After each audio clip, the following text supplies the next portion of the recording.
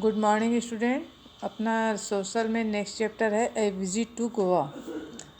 The school reopen after Diwali break. Diwali break के बाद school जब फिर से खुला, there was a lot of excitement in the class में बहुत ज़्यादा एक्साइटमेंट थी। All the children were sharing their experiences with one and other. सभी अपने अपने अनुभवों को एक दूसरे से बांट रहे थे। Some had gone to their uncles place. कुछ अपने अंकल के घर गए थे। Some to their grandparents. कुछ अपने दादा दादी नाना नानी के यहाँ गए थे। Everyone in the class knows that Salim had been to Goa to stay with his uncle who works on a ship. लेकिन हर कोई ये भी जानता था कि सलीम जो है वो अपने अंकल के साथ गोवा में जाके रुका था और उसके अंकल जो है वो शिप पे वर्क करते हैं। All the children in the class wanted to listen to Salim's experiences in Goa. और सभी बच्चे सलीम के गोवा से रिलेटेड एक्सपीरियंस के बारे में जानने के लिए बहुत उत्सुक थे। In the mean time the teacher entered in the class.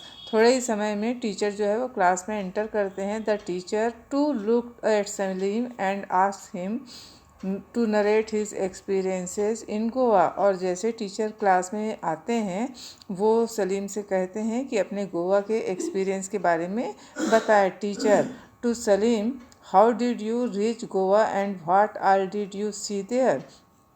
Teacher उससे बोलते हैं कि सलीम, आप गोवा गए तो गोवा में आपने क्या देखा और कहाँ रुके थे।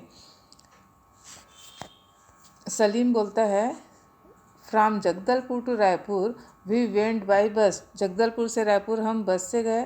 From Raipur we boarded a train. वहाँ से हमने ट्रेन किया। On our way to Goa we pass through Durg.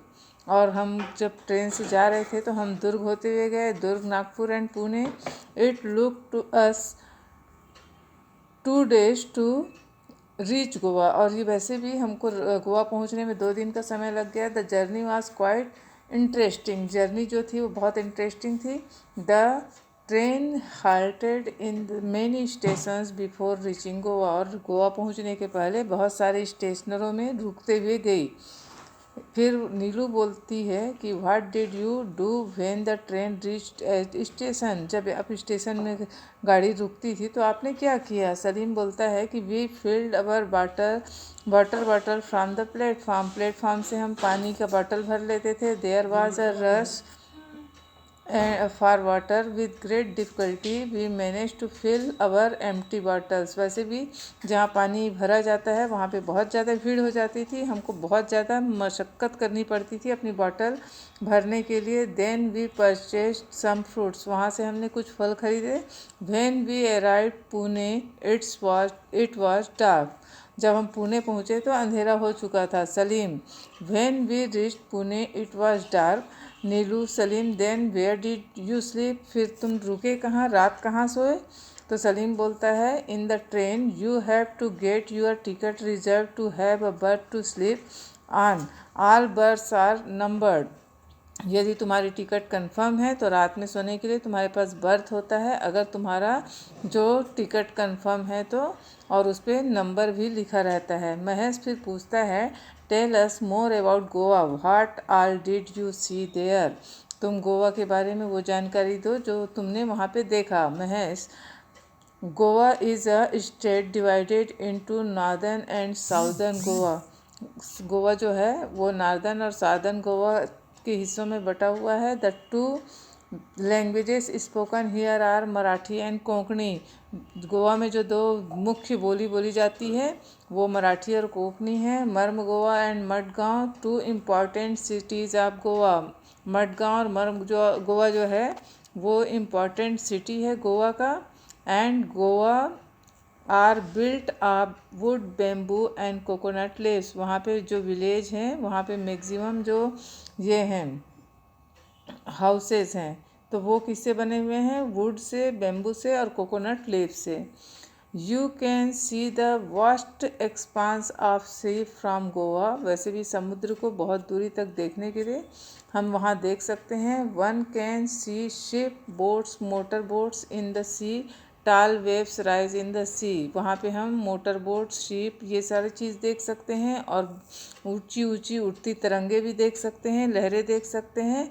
Do people in Goa indulge in farming, ask Monika.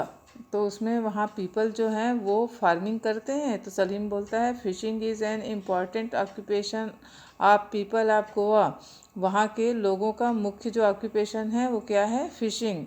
Yet people do grow paddy, black pepper, spices, coconut, mangoes, cardamom.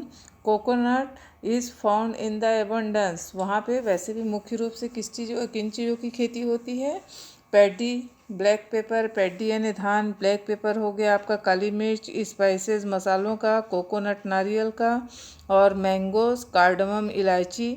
तो ये सारी चीज़ें मुख्य रूप से वहाँ पर उगाई जाती है। और कोकोनट जो है वो बहुत आयत में मिलता है। Its fibre is used for making rope, और इसके जो फाइबर हैं उससे रोप, रस्सी बनाए जाते हैं, बास्केट बनाए जाते हैं, मैट्रेसेस बनाए जाते हैं, और हम देखते हैं उसमें कि ब्रूम्स, झाड़ू भी बनता है उससे। Woman can be seen sorting out fish on the shores, और वैसे भी नदी समुद्र के किनारे में वहाँ पे वुमेन्स देखी जा सकती हैं मछली पकड़ते हुए। Then they are sold in the market, और वहाँ पे ले जाके फिर मार्केट में बेच दिया जाता है। Some fisherman fish to exact style which is used for medicinal purposes, और कुछ मछलियों को वहाँ से तेल निकाले का काम किया जाता है जो मेडिसिनल पर्पस के लिए यूज़ किया जाता है। Okay, thank you.